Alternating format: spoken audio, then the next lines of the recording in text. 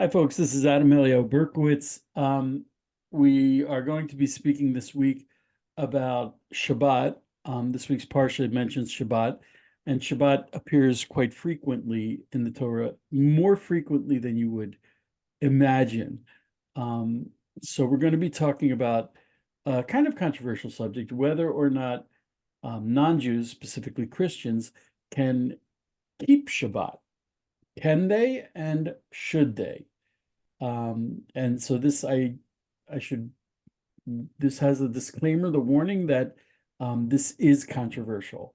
So I will teach some stuff here that if you take it outside of this class, you should be prepared to get into some rather heated discussions. Before we jump into that, I'd like to give a rerun of this is the first class that's only being offered to subscribers.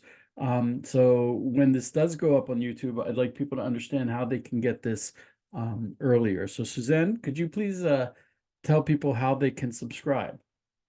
Absolutely. So if you'd like to attend these classes live and submit questions and even suggest topics for the classes and have a number of other benefits, you can become a member through either YouTube or Patreon. We can include the link in the video so that you can go and check it out and see if it's for you. Some of the other benefits include depending on your membership level, gaining early access to the recorded videos, receiving an ebook or even a physical book once a quarter, written by Adam Eliyahu Berkowitz, and even naming rights for future novels.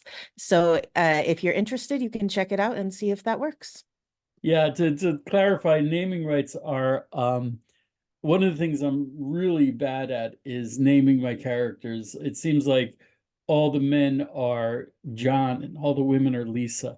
So you can take part in the writing of the book and the creation of the book by helping me to name the characters.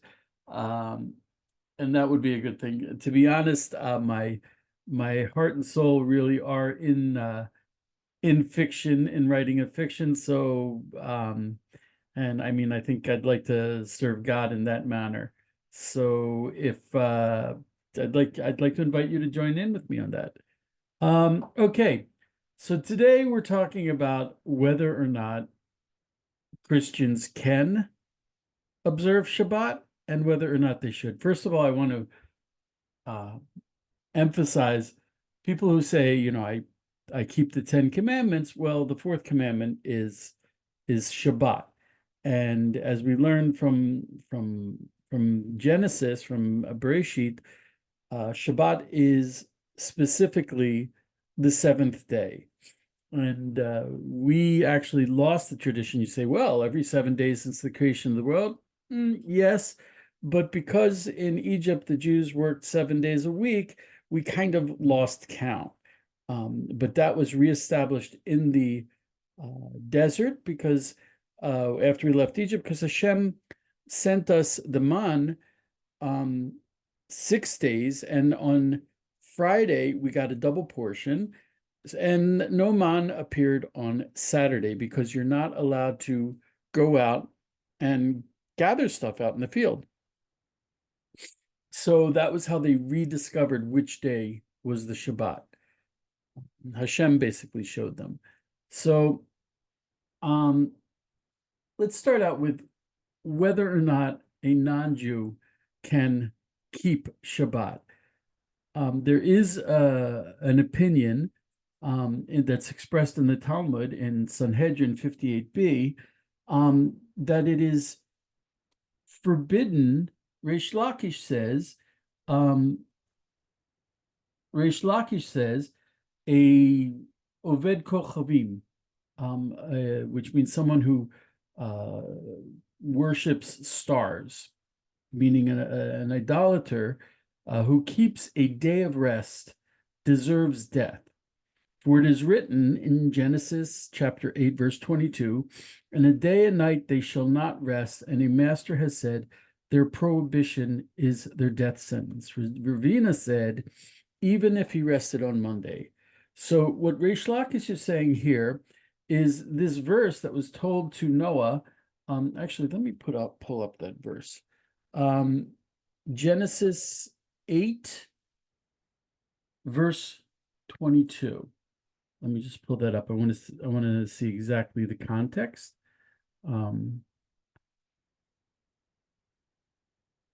Okay. Oops. Why is this not working for me? Genesis 8, verse 22 is said to Noah and his descendants. Okay. After Noah left the Teva, left the ark, and he made a sacrifice to Hashem, and Hashem made the promise with the rainbow, saying, "I'm never going to do this again. Never going to do a flood again." And Hashem said, "So long as the earth endures, seed time and harvest, cold and heat, summer and winter, day and night, shall not cease." The term for shall not cease is lo yishbotu, which the word Shabbat means to stop. Because on Shabbat, Hashem stopped working, stopped creating the world. So here we're talking about the constellations, the sun and the moon. And in the Talmud, they're talking about, someone who worships the sun, the moon, and the stars. They're not allowed to Shabbat. They're not allowed to do Shabbat. And Ravina says, even if he rested on Monday, he can't do a Shabbat on Monday. So Rashi says that Rashi explains this Talmud and says, no, this is Hashem telling Noah, who was the father of the entire world, all the 70 nations. This was Hashem telling them, do not do a Shabbat. And from this, the halacha, the Jewish law, learns that non-Jews should not take a Shabbat. Okay. So there are actually several reasons why non-Jews should not do Shabbat. It's also says in, let me see if I can find it. Right. Exodus 31:16. And what we're dealing with here is when Hashem commanded the Jews to do Shabbat. Okay, let me just pull up the verse. Exodus 31:16. Okay. And there's a very important concept here, that Shabbat is not like other mitzvot, like other commandments. Why? It says, Hashem says to Am Yisrael, you shall keep the Shabbat, for it is holy for you. The word in Hebrew for holy is kodesh. Kodesh means separate. So this is a way of separating, I'm sorry, the verse before that, verse 13, Exodus 31:13, Hashem says, speak to Bnei Israel and say, nevertheless, you must keep Shabbat, for this is a sign between me and you throughout the ages, that you may know Hashem, for I have consecrated you. The word for sign is ot, with an aleph, which is also the word for a letter. So Shabbat is not like other mitzvot. Mitzvot are things that Hashem tells us to do. But Shabbat is not just something we do. It's a sign of the relationship between Hashem and the Jews. And there are a few mitzvot that are described as a sign.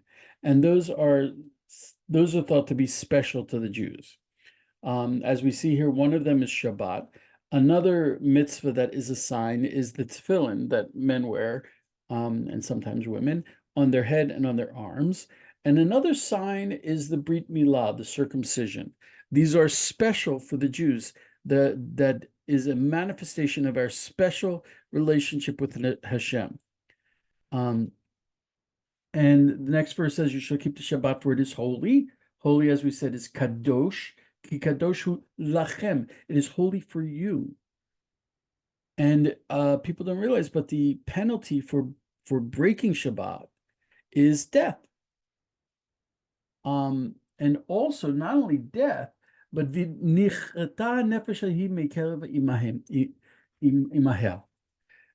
a person who breaks Shabbat, he's cut off from the nation. Karet is the worst punishment you can get in the Torah. Karet literally means cut off. It means that your soul is cut off from the rest of Israel for breaking Shabbat. So here's the interesting thing. 6 days work may be done, but on the seventh day there shall be a Shabbat, a complete rest. And the word for work, for labor, is melacha. It's not, we have to define later what melacha exactly is. That's actually, we'll save it for another class. It's actually very complicated. But the next verse says, Bnei Israel shall keep the Shabbat, observing the Shabbat throughout the ages as a covenant for all time. The Shabbat is the covenant between God and Israel. Again, it repeats, V'niu ben Israel ot hi la'olam. It'll be an eternal sign of the relationship between me and the people of Israel. So this is a special sign between God and the nation of Israel. Okay. And that's why some people say it's a special sign. Non-Jews should not keep Shabbos, and they might even say, oh, just like the Talmud says, a non-Jew who keeps Shabbat is deserving of the death penalty.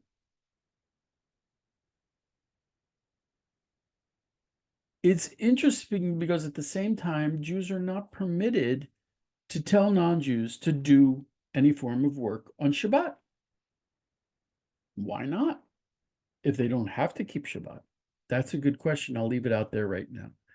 I read from Robert Ares Citron of Florida. He also delves into the question as to why a non-Jew may not observe Shabbat. He makes the interesting point that according to the Talmud, the Avot, Avram, Yitzchak, and Yaakov, they existed before the Torah was given, yet they kept Shabbat. That's very unusual.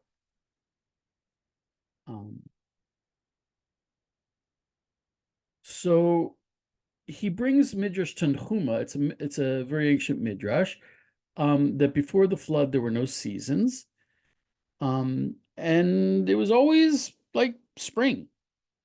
And after the flood, Hashem gave hardships to man so that we wouldn't become pampered and do bad stuff again. And that was the reason for Hashem telling Noach that, the stars would not cease. Okay. But the reasons, he also says, he brings another midrash, which says that the Shabbat is a gift to the Jews. And anyone who keeps Shabbat, it's so strange. You talk to people and they're like, oh, Shabbat, it's going to be so hard to just like stay in your house and not drive your car and not use electricity and turn off your cell. It's the biggest gift we have. For 26 hours, I turn off my cell phone. I turn off my computer. I get to sit with my wonderful, amazing wife. I'm the king. She's the queen. Our children are the princes and princesses. And it's the most amazing 26 hours you can ever have. There's this little trick where since you cannot, you're not permitted to go on your devices or work or anything like that. If you have a problem during the week, it disappears because you can't do it. I know people who smoke. They're chain smokers.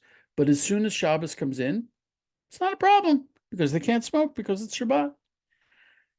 So like this, the Midrash says that the Shabbat is like a king and a queen who are sitting and talking privately.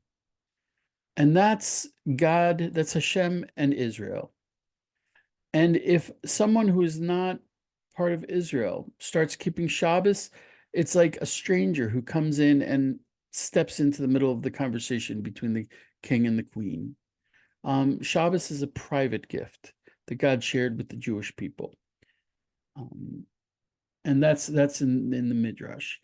And they say even if a Gentile observes Shabbos on a Monday or let's say a Sunday, he's taking away from the special gift of Shabbos, which was given to the Jews. He's saying that the Jews are not unique. This is just one opinion. We'll take a look at this in a little bit. And this is also the opinion of the Rambam, Maimonides. And he basically says, if you keep your Shabbat not on Shabbat, but let's first say on Sunday, he said you're creating a new religion. And that's idolatrous. You're saying, no, I don't listen to Hashem. Hashem rested on Shabbat on the seventh day, but I'm making a new religion where I can rest any day I want. I can rest on Sunday, I can rest on Monday. It's my decision. And that's ignoring the creator, and that's creating a new religion. And also he says, yeah, okay, so I'd like to leave it there. And also they're afraid that if a non-Jew keeps Shabbat, he might try to pass himself off as a Jew, and that would be problematic.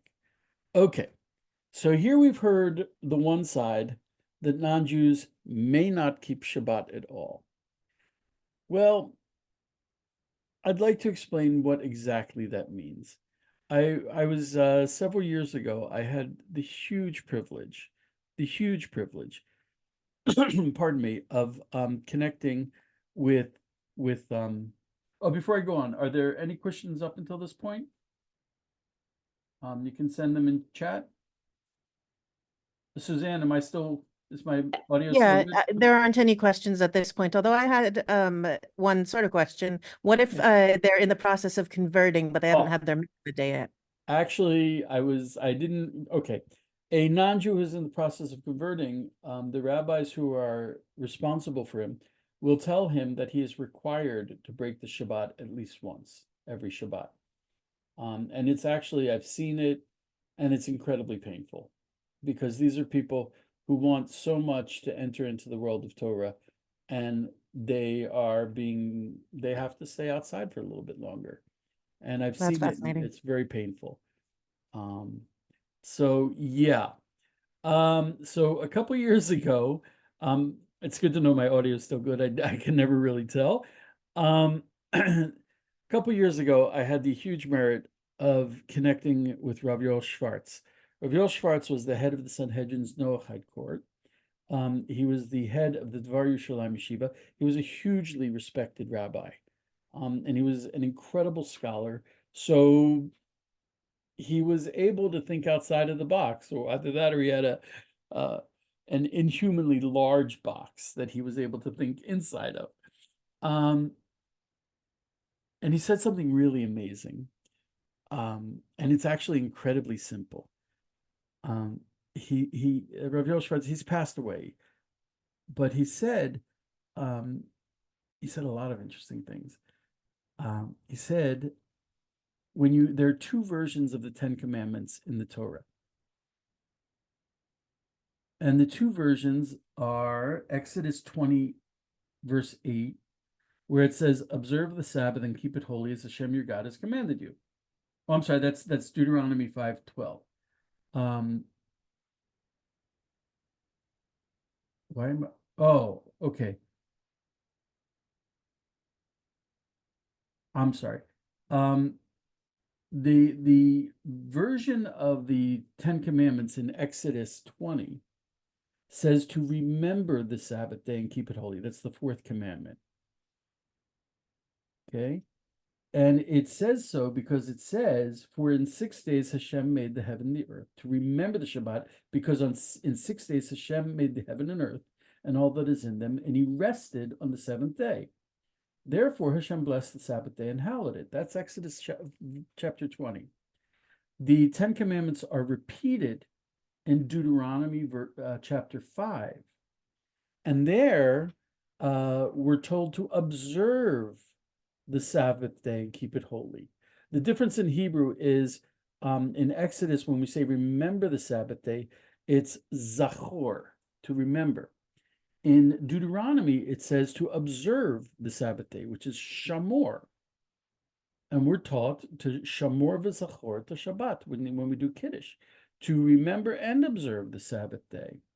In Deuteronomy, rather than refer to the 6 days of creation and Hashem resting on Shabbat, Deuteronomy says, remember that you were a slave in Egypt, Zachorta, that you were a slave in the land of Egypt, and Hashem freed you from there. And therefore, Hashem has commanded you to observe the seventh day. So, Rav Yoel Schwartz said something really astounding. He said in Exodus, when we're told to zachor the Shabbat, to remember the Shabbat, because of the 6 days of creation. Well, creation was universal.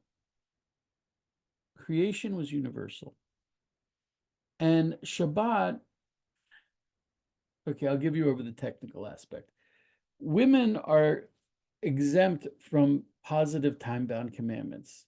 So you would say that Shabbat is a positive time-bound commandment. There are positive commandments on Shabbat, like doing Kiddush, having 3 meals, enjoying yourself. And there are also negative commandments, such as not doing malacha, not doing work. Well, you say, oh, the women are not required to do Kiddush. But the rule is that if there's a positive commandment that is connected to a negative commandment, women are also required to do that. So here we have on Shabbat positive commandments and negative commandments. So the positive commandments are the aspect of remembering the Shabbat. That includes Kiddush, sitting down and having a meal, and of course, remembering Shabbat would be Shabbat on the 7th day. And Rav Yoel Schwartz said that is when you're talking about the creation of the world in Shabbat, that is described in Genesis, that Hashem rested on Shabbat. That's universal. That's for the entire world. That's creation.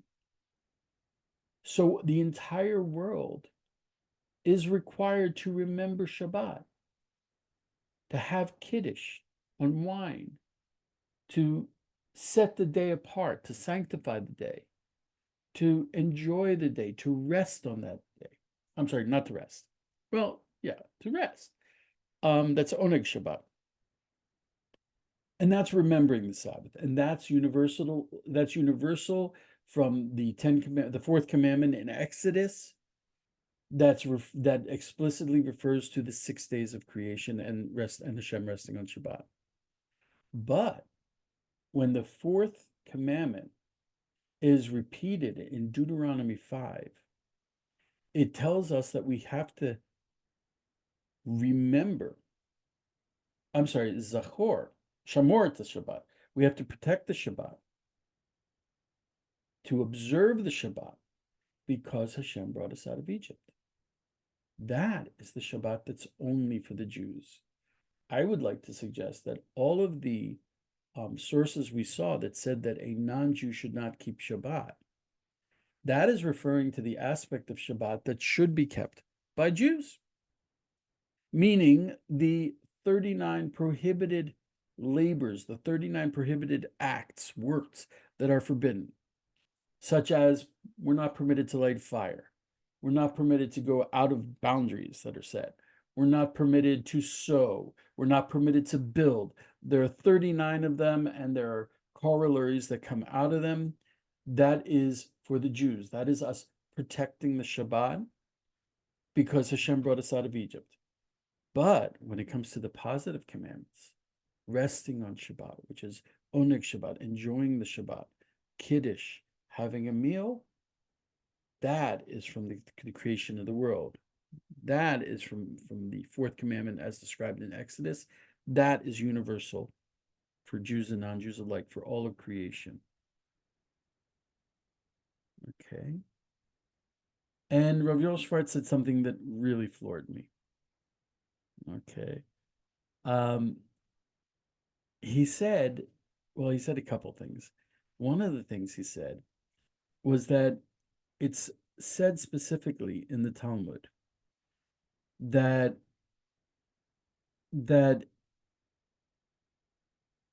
if the Jews, if the Jews were to keep two Shabbases, two Shabbatot in a row, the Mashiach would come, the Messiah would come.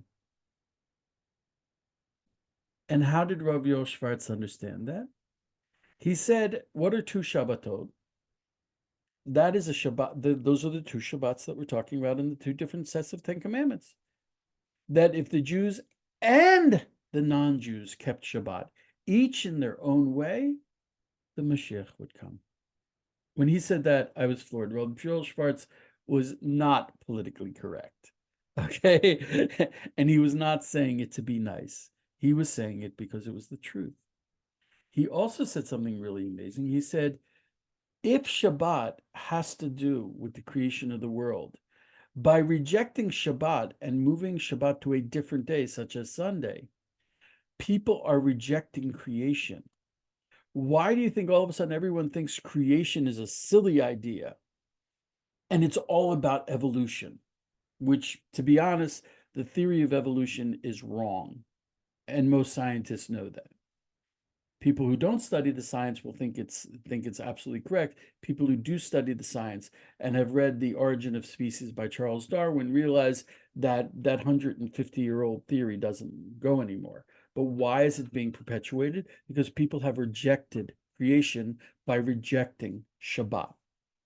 If we bring Shabbat back, you will all of a sudden, everyone who does Shabbat, they and their children will all have a belief in the creation of the world. They're saying, look, Hashem created the world in 6 days and rested on the seventh.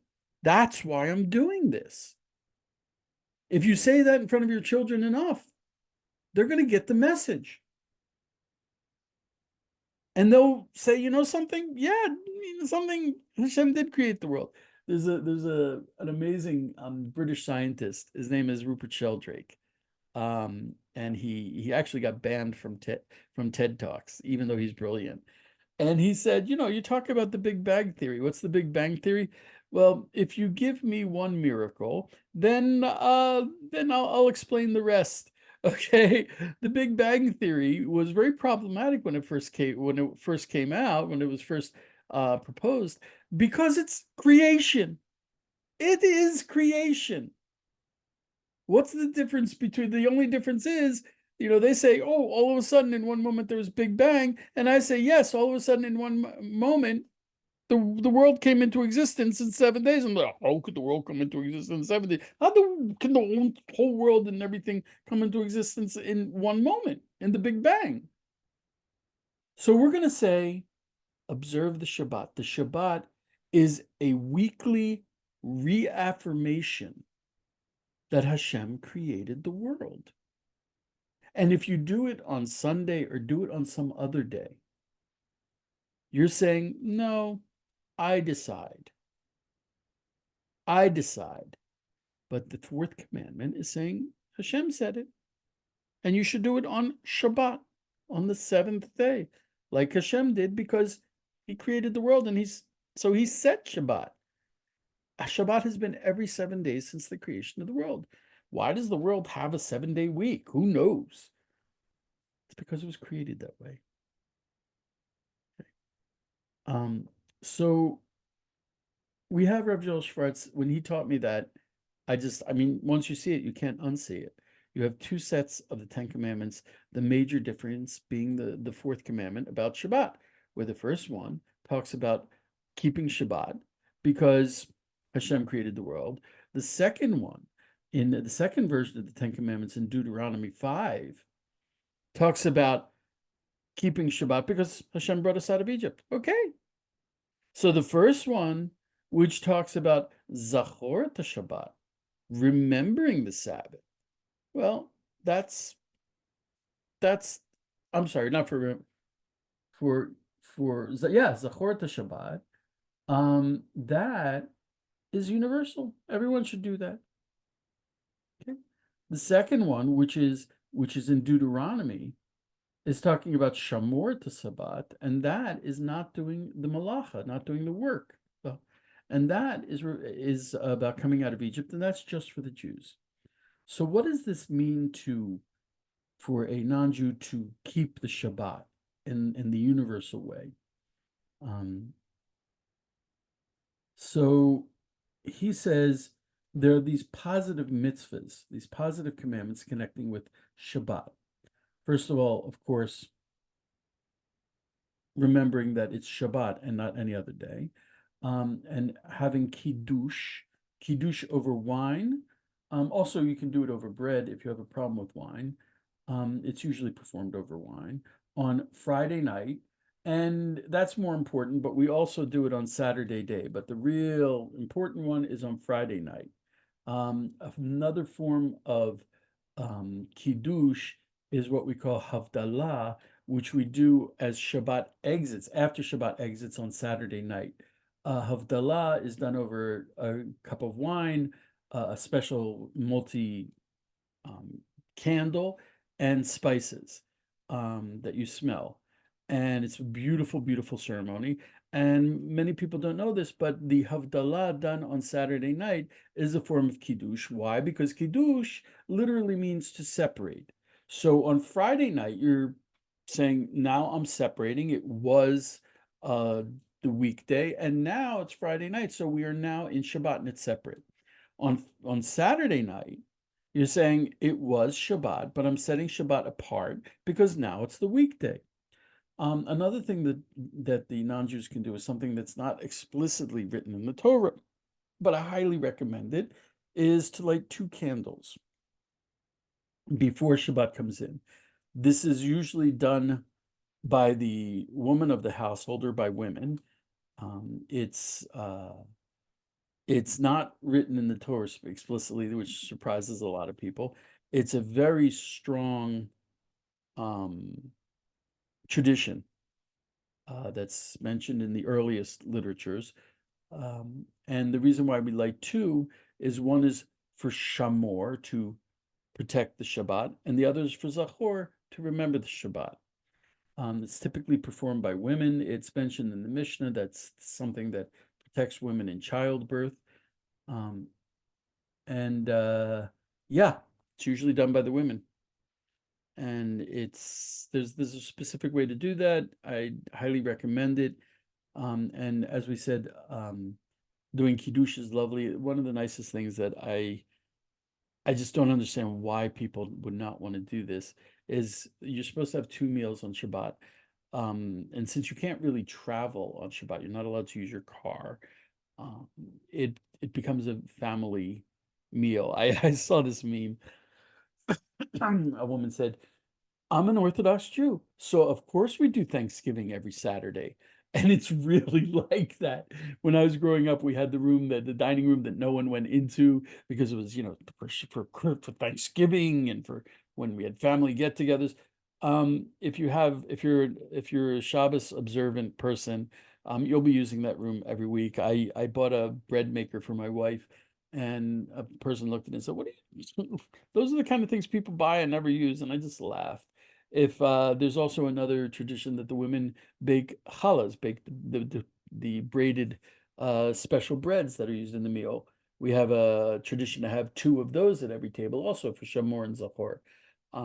And I was using that machine every week to bake challahs. I would mix up the dough in there, and then my wife would braid it. It was a very holy thing.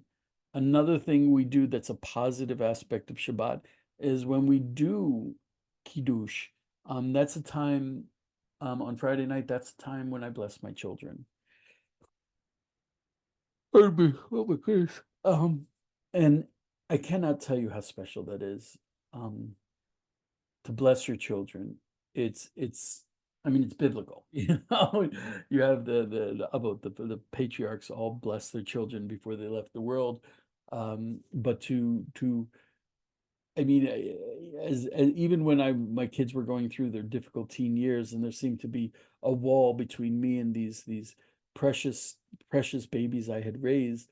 When it came Friday night and I called them over for the blessing, there was never any hesitation. They even allowed me to kiss them on the head, which I kept that door open as with all my strength to bless your children. We use the Kohanic blessing. It's another limud. One day maybe we'll learn how to do that. Maybe I'll bring up one of my kids for as a volunteer. But it's such a there's a saying that more than the Jews keep Shabbat, Shabbat keeps the Jews. These are things that when you get into it, you can't go back. It's a new world. So yeah. So Rav Yoel Schwartz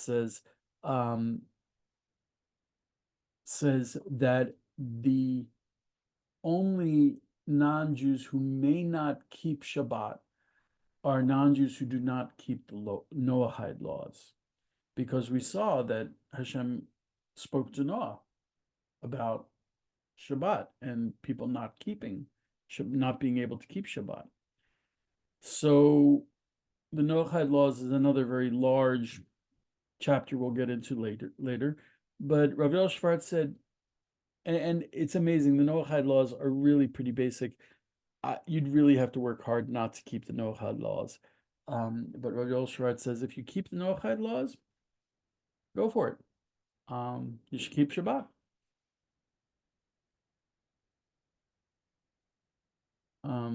And he actually started an initiative, because he said this is the Jews being a light unto the nations. And he also had a vested interest. He said, a lot of Jews don't keep the Shabbat. So he cited Psalms 126. Our mouths shall be filled with laughter, our tongues with the songs of joy. When they say among the nations, Hashem has done great things for them, meaning Am Yisrael. Hashem will do great things for us, and we shall rejoice. He said, God willing, one day, you'll have so many non-Jews observing Shabbat in total joy, and it'll embarrass the Jews who don't keep Shabbat. God willing, through non-Jews keeping Shabbat, more Jews will come to keep Shabbat. Oh, no, you can't keep Shabbat. It's a sign between us and God. Really? Do you keep Shabbat? Well, no, not really. Okay. So I'm keeping Shabbat. Embarrass them. I'm all for embarrassing Jews into doing mitzvot.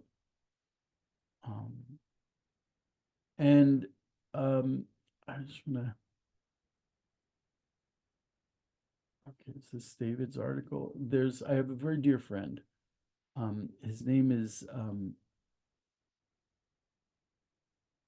David Nekrutman. And David Nekrutman has taken this on so much.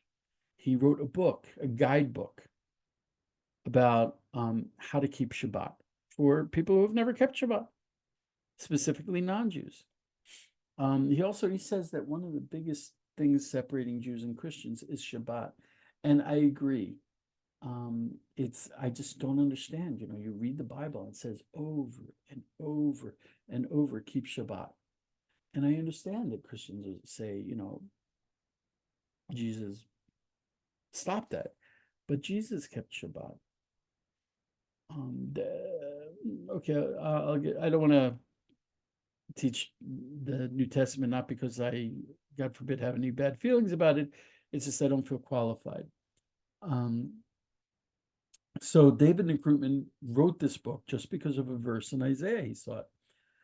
Isaiah 66:23. Let me pull up that verse. I want to really, it all starts in the Bible. It's a pity that, okay.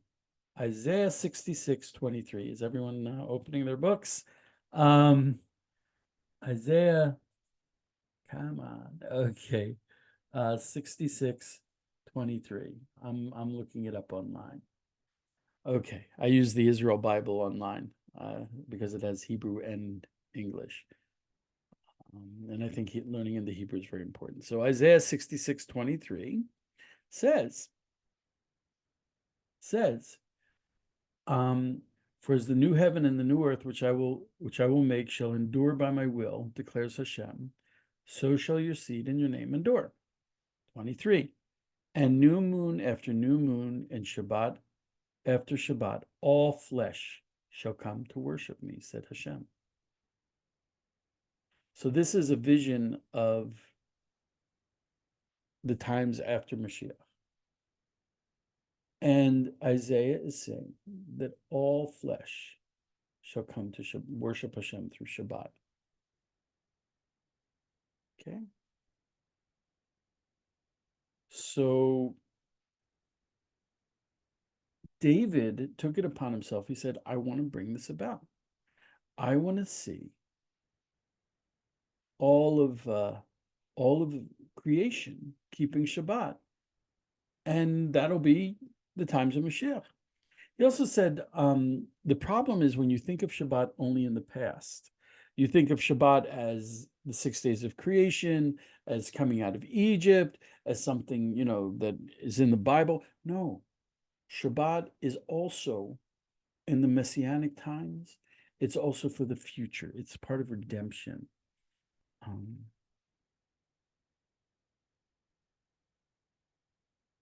So he wrote a book to enable people who were unfamiliar with Shabbat to start doing Shabbat. And Shabbat is very complicated, but it is so entirely worth it.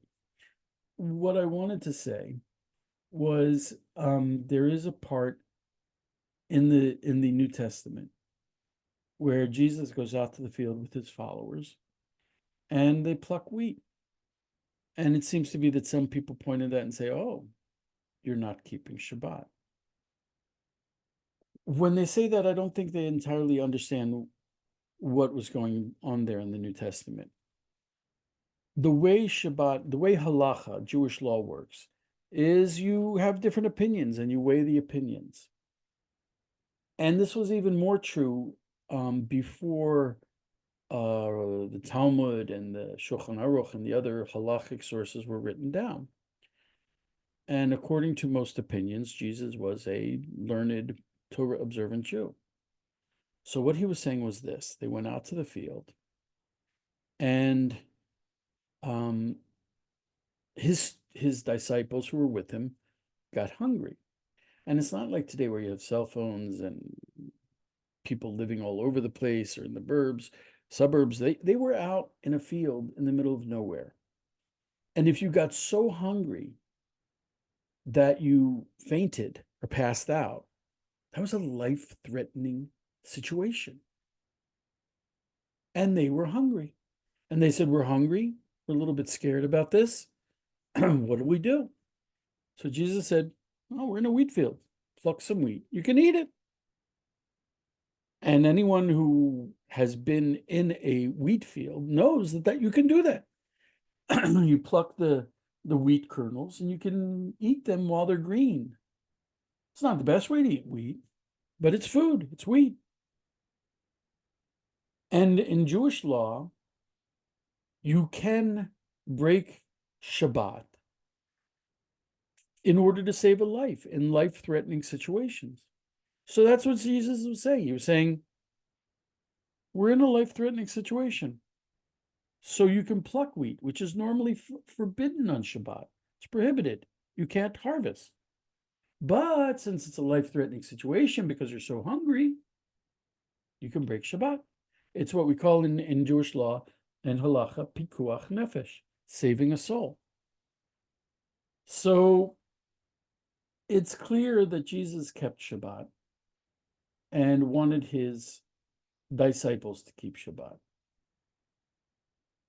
So that's my interpretation of it. I could be wrong, but I did learn from Rav Yoel Schwartz, who was brilliant. And Rav Yoel, most Orthodox Jews would tell you that for the reasons we stated in the beginning, non-Jews may not keep Shabbat. But it was Rav Yoel's opinion that when they say that non-Jews cannot keep Shabbat, it means two things. First of all, the Talmud specifically says, as described to Noah, people who are connected to the sun and the moon and the stars, meaning what we call in Jewish law, Oved Kochavim Umazalot, people who serve the sun, the moon, and the stars, which was the most common form of idolatry. So idolaters pagans are particularly prohibited from keeping the Sabbath. I don't know any Christians who would fall under that category. And in addition, the Shabbos they're prohibited from keeping is the Shabbos like Jews do, which was the version of the fourth commandment in Deuteronomy, which prohibits Jews from doing malacha, which prohibits Jews from doing labor, work on Shabbat.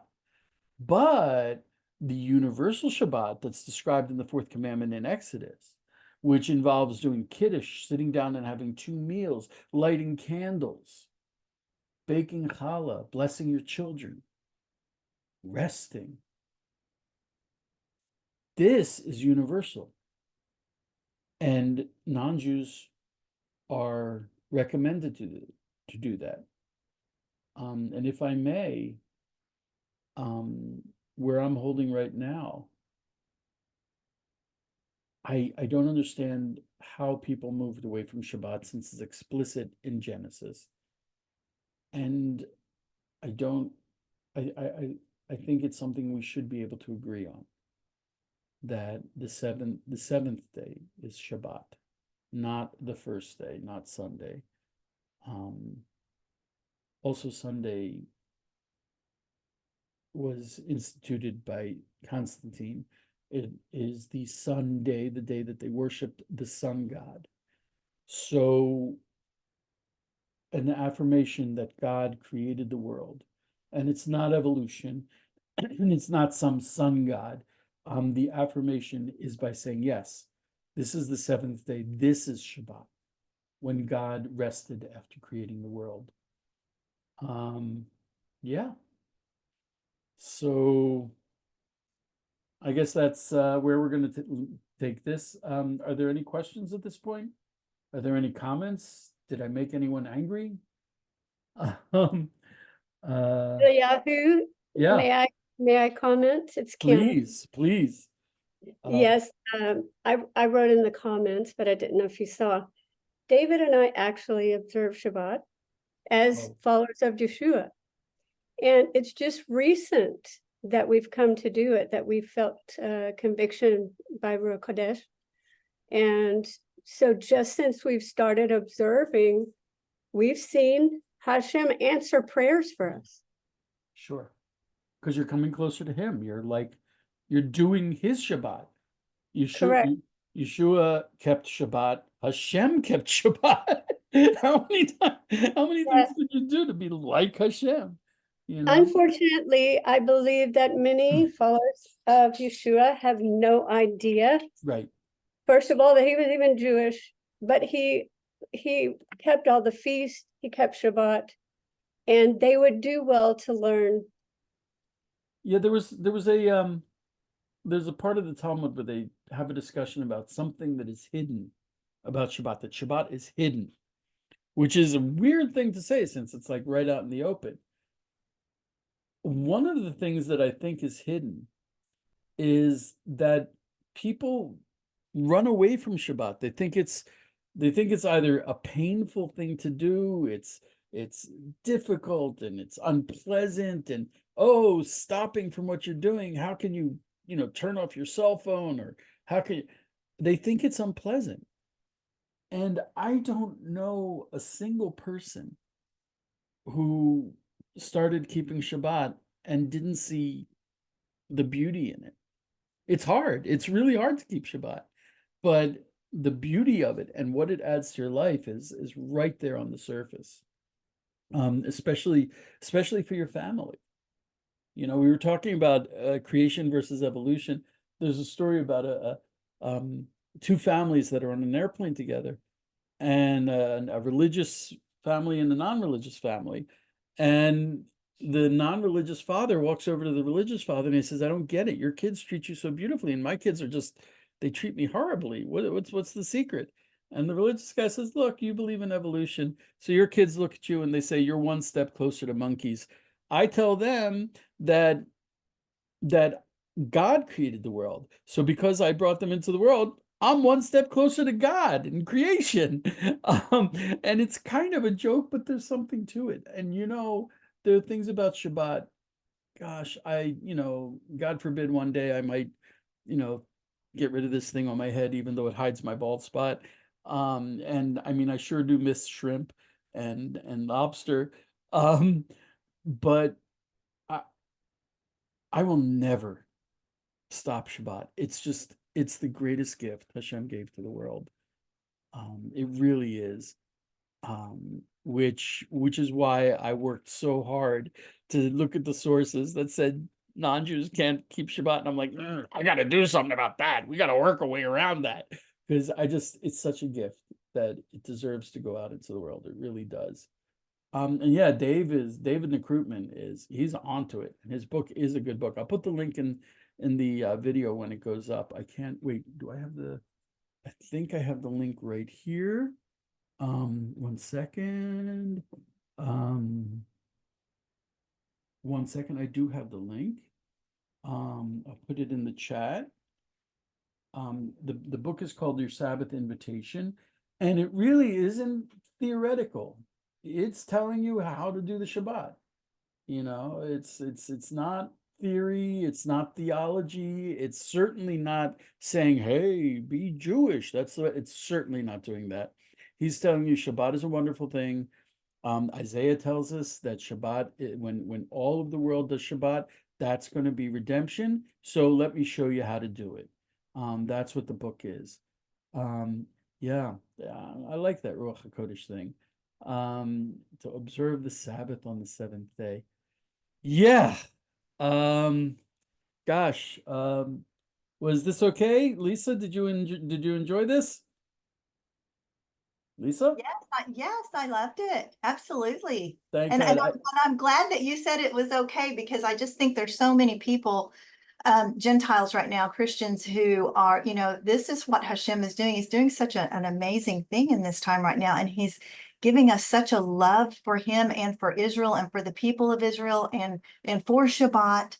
And so it's only natural that we would want to, to do what we can. We don't observe it obviously in the same way that you do, but we can set it aside and we can make it special. And yeah. Do you do Kiddush and bless your children? Yes, but not probably not by like the same set words. Oh, I might want to learn how to do that from you, to be honest. I mean, I tend to follow the rules, and sometimes going a little bit outside of the rules is so much better, so much deeper, so much, and it really brings does it bring sweetness into your life? Oh yes, and my grandkids love to go around singing Shabbat Shalom. They think that's fabulous. Yes. Oh my gosh. And they love lovely. the lighting of the candles, and it's just a special day. And yeah, lighting the candles. Yes. And I'll tell you, it's also lighting the candles. It's women do it, and it is such an expression of home. Yeah. Like where I remember watching, when I was in the army. The army, you have religious, non-religious, this and that, and it's hard to tell. The girls, they wear pants, and you don't know who's religious. And I just remember watching when Shabbat was coming in. You have all these young women soldiers getting together and lighting the candles with so much intention, so much intensity, so much emotion. They're away from home, no one's forcing them to do it, and they're lighting candles, and the men soldiers were so respectful of it, because they could see in front of their eyes how much it was bringing into the community. And even though it was an army and not really a community, it brings so much. It is the manifestation of home, of marriage. Like we saw that it represents the marriage between God and Israel. I mean, my gosh, I remember when I first saw my wife lighting candles for me. I mean, you could knock me over with a feather. I'd been waiting my whole life for that. It's the manifestation of husband and wife. I think that might be another reason why it's 2 candles. And my wife has as a tradition that if she ever forgets, she adds a candle. So I think we're up to 20 or 30 candles. She lights a lot of candles on Shabbos, but and it's also it's traditions. You create a space for family, for your family, and it's all about Shabbat, and it's all about holiness, and it's certainly your children will pick up on it, and that's one of the big rewards. So, yeah. If I ever give another lesson on Shabbat, I'm gonna cry because this is really amazing stuff for me. Okay, I guess we're there. Thank you all so much. I had an amazing time. I hope you did too. And today's Thursday night. Tomorrow morning, I wake up early and cook for Shabbat. And tomorrow night, I get to sit in my chair and be the father and the husband and glory in the glow of Shabbat. Thank you so much. Y'all be blessed. Shabbat shalom. Shabbat shalom.